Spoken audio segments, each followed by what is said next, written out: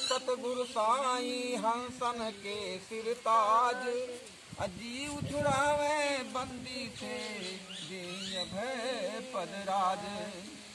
तो महामित्र सतगुरु साईं हंसर के सिरताज, मित्र नहीं ऐसे हैं सतगुरु साईं, वो महामित्र हैं। महामित्र सतगुरु साईं हंसर के सिरताज। किसके सिरताज हैं? हंसों के सिरताज हैं। जीव छुड़ावे बंदी से, बंदी में गुलामी, जीव छुड़ावे बंदी से यानी गुलामी से छुड़ाने की बात करते हैं। जीव छुड़ावे बंदी से दे ही अभय पदराज। कैसा राज देते हैं? अभय पद, जहाँ भय ना हो। इसके लिए कहते हैं तीन लोके ढूंढ सब डारे, ऐसा ही तू दूसर न ठहरे। तीनों लोकों में कहीं भी ढूंढ लिया जाए तो तीनों लोग ढूंढ सब डारे, ऐसा हितु दूसर न ठहरे। कोई ऐसा हितुआ नहीं है जो ऐसा बताने वाला, अभय राज देने वाला हो। तो जीव काल से ले छुड़ाई, अब परे परवाना शब्द सुनाई। तो जीव काल से ले छुड़ाई, काल यानी मौत से, और गुलामी से ज्यादा बढ़ करके कोई मौत होती नहीं है। जीते जी जो है गुलामी बहुत बड़ी मौत होती है, इससे तो बेहतर है मर जाना। तो जीव काल से ले छुड़ाई, परे परवाना, परवाना यानी संदेश, ऐसा संदेश जो बहुत परे है, पुराना है। परे परवाना शब्द सुनाई। तो सत्य शब्द जो कोई जाना, असोई ही तू सतगुरु को माना। तो सत्य शब्द जो कोई जान लिया वो सतगुरु को अपना हितैषी मानता है। सत्य शब्द जो कोई जाना, सोई ही तू सतगुरु को माना। वे दयाल दीन के दाता, अजीव तरह के सिखमय बाता। तो वह दयाल दीन के दाता किनके दाता है? दीनों के, जो गरीब हैं, गुलाम हैं, लाचार हैं, ऐसे लोगों के वो दाता हैं। जीव अदब ऐसे जो है दयाल दाता, जो जीव तरह के सिखवे बाता। वो बात कैसी बात करते हैं? जागरूक करते हैं, अपनी बात करते हैं कि जो तरने की बात करते हैं, उबरने की बात करते हैं, उस गुलामी से मुक्ति की बात करते हैं। कहते हैं आदि बुध देश कर भेद बतावे, और जे बूझे तेही हंस बनावे। कैसा देश? आदिबुध देश, ऐसा आश्चर्यचकित देश। आदिबुध देश कर भेद बतावे, वहाँ का आश्चर्यचकित देश कर भेद बताते हैं। और इस भेद को जो जान लेता है, जे बूझे तेही हंस बनावे। कागे भेड़ सुन अचरज माने, और सपने पतियाए। जो कौआ है, काग की स्थिति में है, मूर्ख है, काग भेड़ है, वो सपने में उस बात को नहीं समझ पाते हैं। काग भेड़ सुन आश्चर्य माने, सपने उना पतियाए। और सांचे के संघो सतगुरु मिले, और बलि बलि चरणन जाए। तो जो सच्चा हितैषी है वो साचे के संग सतगुरु मिलते हैं। उसके लिए हमारे पूर्व में जो संत हो चुके हैं आज से 500 साल पहले, जैसे कबीर हैं, नानक हैं, रविदास हैं, उन्होंने भी ऐसी वाणियों का प्रयोग किया। जैसे कबीर ने कहा, कौन सी वाणी कहा कि जहाँ गमे ना हमारे, जहाँ गमे ना हमारे, अरे साईं मोरे बसत अगम पुरमा। तो गम माने पहुंचना नहीं है, गम माने दुख है। जहाँ गम ना हमार, और हमार शब्द है यहाँ व्यक्तिगत अपने लिए नहीं है। हमार का मतलब होता है हम सब जितने लोग हैं। तो जहाँ गम ना हमार, जहाँ हमको दुख नहीं था, वहाँ हमारा साईं बसता है, जो सब में समानता का संदेश देता है। तो जहाँ गम ना हमार, साईं मोर बसत अगमपुर माँ। अगमपुर का मतलब होता है ऐसा नगरपुर माने नगर जहाँ दुख ना हो, ऐसा वो कहते हैं। लेकिन आज की डेट में ऐसी स्थिति पैदा हो गई है। इसके लिए भी कबीर कह रहे हैं कि कोई चतुरा न पावे पार, नगरिया ऐसी बावरी बसे, कोई चतुरा न पावे पार। अरे यहाँ से अंधा आवे वहाँ से अंधा जाए, और अंधा ने अंधा भेंट भाई तो कौन बतावे राय। तो अब अंधे पूरा नगरिया बावरी पूरा बौराया हुआ है, जितना नगर है वो हट गया है उस संदेश से, वो नहीं जान पाता है। और जो उनके बीच में कोई चतुर है, ज्ञानी है, ऐसा है व्यक्ति, उसकी बात वहाँ नहीं चल पाती है। तो इस प्रकार से कोई चतुरा ना पावे पार, नगरिया ऐसी बावरी बसे। इस प्रकार से अंधा है, अगर उधर से अंधा कोई आता है, इधर से अंधा पहुंच जाता है, दोनों में भेंट हो जाती है, तो कोई रास्ता बताने वाला नहीं है। इसके लिए वो कह रहे हैं, इसके बावजूद मन बांधो हाथी छूटे ना। ये हाथी शब्द जो आया है, ऐसा शब्द नहीं है, बहुत पुराना शब्द है हमारे संतों का। हाथी बहुत बड़ा होता है, इसका मतलब है ऐसे दुखित लोग, पीड़ित लोग, बहुत से सारे समाज के लोग, बहुत से लोगों की संदेश है कि मन बांधो, इनका मन बांधना ही पड़ेगा। ये हमारे ज्ञानी की और चतुर व्यक्ति की मजबूरी भी है, उसको जगाना ही पड़ेगा, क्योंकि बिना जगाए काम बनने वाला नहीं है। इसीलिए मामला बनता है। लोग कहते हैं, कबीर ने कहा कि चलती चक्की देख के और दिया कबीरा रोए, अदो पाटन के बीच में साबुत बताना कोए। तो चलती चक्की देख के दिया कबीरा रोए। इन शब्दों को मनुवादी, ब्राह्मणवादी ताकतें जो वैदिक विचारधारा की हैं, जो लोगों को भटकाने वाले लोग हैं, भ्रमित करने वाले लोग हैं, वो उल्टा बात उसको बताते हैं, समझाते हैं, कहते हैं ये उलटवासी है, ये कबीर की उलटवासी है, जबकि ये उलटवासी नहीं है, ये सीधी बात है। ये भोली भाली समाज है। भोली भाली समाज को जो है सीधी बात समझ में आती नहीं, तो क्या उल्टी बात समझ में आ सकती है? नहीं आ सकती है उल्टी बात समझ में। ये समाज जो है भोले नाम से जो है शंकर को कह दिया कि तीसरी नेत्र उसकी बंद हो गई, और नेत्र कब खुलेगी? जब खुल जाएगी तो उसके सामने कोई टिक नहीं पाएगा तीसरी नेत्र। तो इसका मतलब यही होता है, ये सारा समाज जो बहुजात में है, तो ये समाज अगर जागरूक हो जाए तो फिर इसके सामने कोई टिक नहीं सकता है, क्योंकि ये एक जगह अगर थूकने लग जाए तो उसी में कम वाले बह जाएंगे। इसलिए कहा जाता है कि चलती चक्की देख के दिया कबीरा रोए। कैसा? ये चलती है, कहते हैं हमको समझाने का उल्टा पाठ पढ़ाया गया कि ये जो जरा मरण की चक्की चल रही है, इसमें धरती और आकाश दो पार्ट हैं, इसमें कोई साबुत बच नहीं रहा, ऐसा लोग हमको बताते हैं, हमको भ्रमित करते हैं, जबकि ये असलियत नहीं है। असलियत है क्या? असलियत ये है कि उस टाइम पर कबीर के जमाने में, यहाँ पर कबीर के जमाने में तत्कालीन जो व्यवस्था थी, वो सब व्यवस्था, वो तंत्र व्यवस्था थी। उस तंत्र व्यवस्था में क्या था?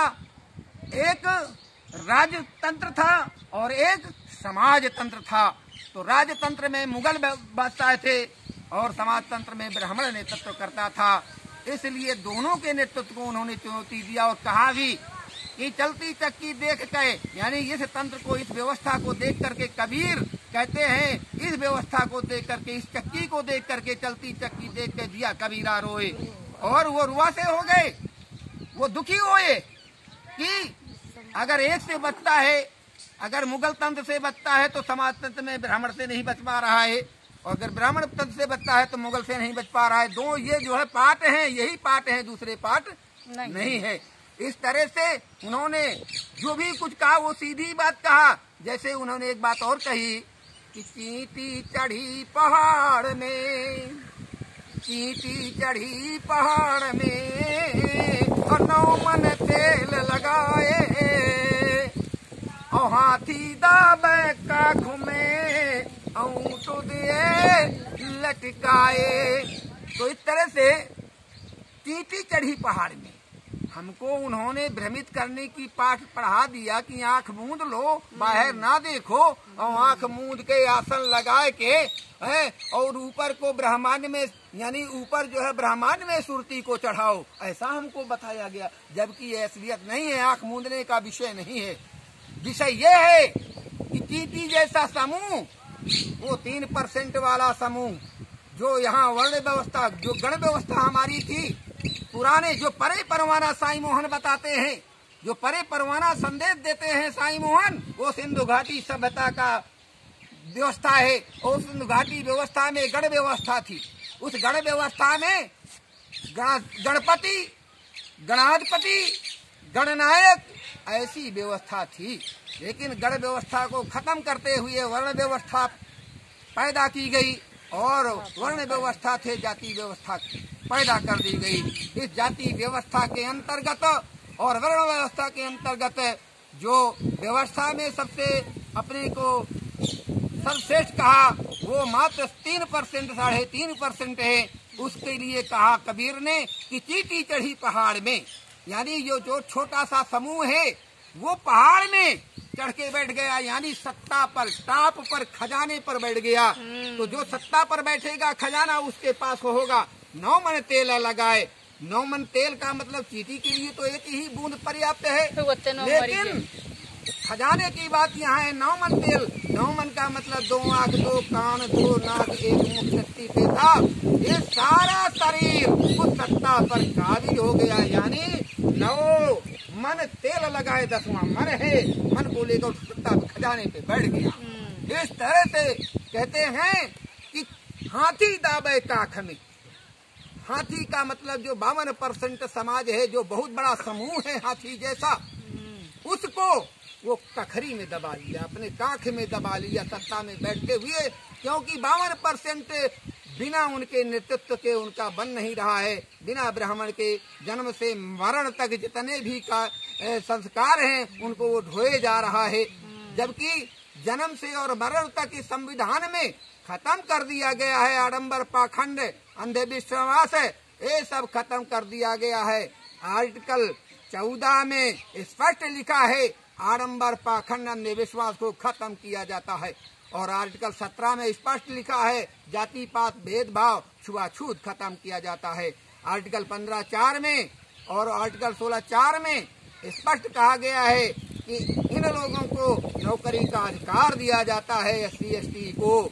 तो इस प्रकार से 330 और 332 में इन लोगों को प्रधान से प्रधानमंत्री तक बनने का अधिकार मौलिक दिया जाता है, और 335 में शिक्षा का अधिकार दिया जाता है। आर्टिकल 13 में स्पष्ट लिख दिया गया है, एक ही लाइन में लिखा गया है कि जिनको 1950 के पहले किसी भी प्रकार का अधिकार प्राप्त नहीं था उनको अधिकार दिए जाते हैं, और जिनको अधिकार प्राप्त थे उनके अधिकार खत्म किए जाते हैं।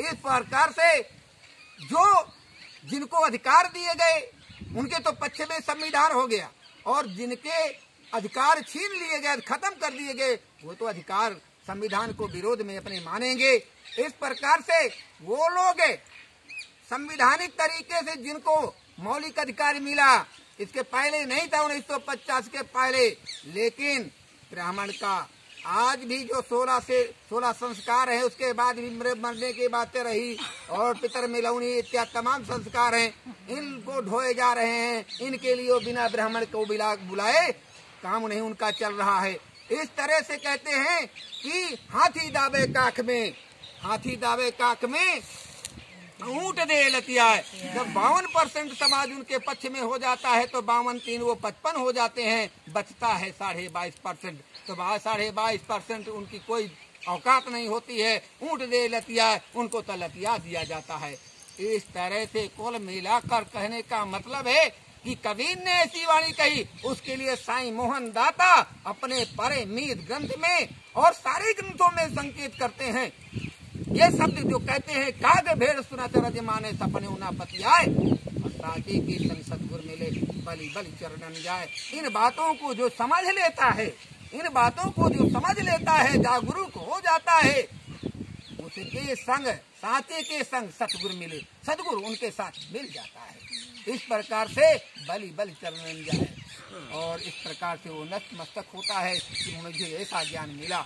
और ज्ञान से बड़ा कुछ है नहीं, क्योंकि रात में अंधेरा होता है, जब दीपक जलाया जाता है, प्रकाश होता है, तभी हमको सब कुछ नजर आता है। तो इस प्रकार से ज्ञान ही सब कुछ है, बाकी सब निराधार है, बाकी सब कुछ आडंबर पाखंड है। बिना ज्ञान के कुछ जानने की समझने की क्षमता नहीं रहती। इसलिए ये जरूरी है, शिक्षा जरूरी है। वो भी शिक्षा में शैक्षणिक शिक्षा जरूरी नहीं है, बल्कि सामाजिक शिक्षा जरूरी है। और सामाजिक शिक्षा केवल संतों के पास मिलती है, वो भी संतों में कौन से संतों के पास मिलती है? वैदिक संतों के साथ मिलती है, बल्कि श्रमण संस्कृति के संतों के पास साथ मिलती है। और श्रमण संस्कृति के तहत ये बहुत पुराने से आदिकाल से श्रमण संस्कृति थी, उसके बाद धम्म संस्कृति आई, और धम्म संस्कृति से बुद्ध संस्कृति आई, और बुद्ध संस्कृति से आज की डेट पर जो है साईं मोहन दाता इस श्रमण संस्कृति के बड़े बहुत बड़े पुरोधाय हैं। सदगुरु दाता साईं मोहन बहुत बड़े पुरोधाय हैं इस